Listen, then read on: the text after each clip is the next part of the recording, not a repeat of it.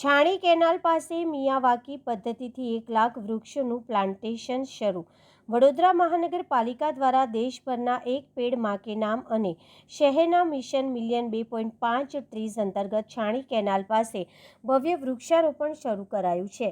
અહીં અગાઉના ગેરકાયદેસર દબાણો દૂર કરીને મિયાવાકી પદ્ધતિથી આશરે 1 લાખ વૃક્ષો વાવવાનું આયોજન છે.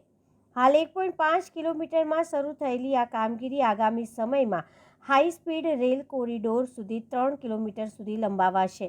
પર્યાવરણની સાથે અહીં નાગરિકો માટે સાયકલિંગ અને વોકિંગ ટ્રેક પણ બનશે. કોર્પોરેશન, દાતાઓ અને સ્થાનિક જનતાના સંયુક્ત પ્રયાસથી શરૂ થયેલા આ પ્રોજેક્ટમાં વૃક્ષોના ઉછેરની જવાબદારી પણ લોકોએ પોતે લીધી છે. મેયર, સાંસદ અને ધારાસભ્યની ઉપસ્થિતિમાં વડોદરાને ગ્રીન બનાવવાની અનોખી પહેલ છે. વધુમાં મ્યુનિસિપલ કમિશનર મહેશ અરુણ બાબુએ આજે આપણે વડોદરામાં છાની કેનાલની બાજુમાં જીએસએફસીથી થોડું દૂરમાં આપણે વૃક્ષારોપણ કાર્યક્રમ રાખ્યો છે. આપ જાણો છો કે આખા દેશભરમાં એક પેડ માં કે નામ સ્કીમ અંતર્ગત અને વડોદરામાં મિશન મિલિયન 2.5 ટ્રીઝની મિશન અંતર્ગત અમે અત્યારે આજે અહીંયા 1 લાખ મિયાવાકી પ્લાન્ટેશનની કલ્પનાથી કામગીરી શરૂ કરી છે. અત્યારે 1.5 કિલોમીટરની પ્લાનિંગ કરી રહ્યા છે અને આવનારા દિવસોમાં next high speed rail corridor સુધી 3 કિલોમીટરમાં મિયાવાકી પ્લાન્ટેશન્સની પ્લાનિંગ કરી રહ્યા છે.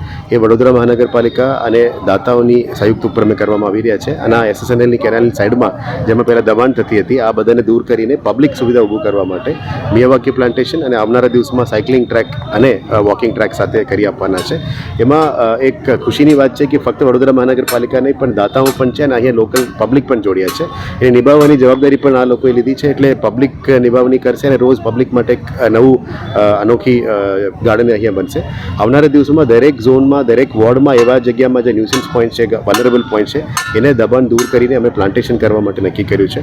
આજે માન્ય મેયરશ્રી, માન્ય સાંસદ, તમામ ધારાસભ્યશ્રી, સંગઠન તરફથી પ્રતિનિધિઓ, 5 પદાધિકારીઓ અને તમામ અધિકારીગણની ઉપસ્થિતિમાં આજને આ મિયાવાકી ફોરેસ્ટ કરવામાં આવી રહ્યા છે.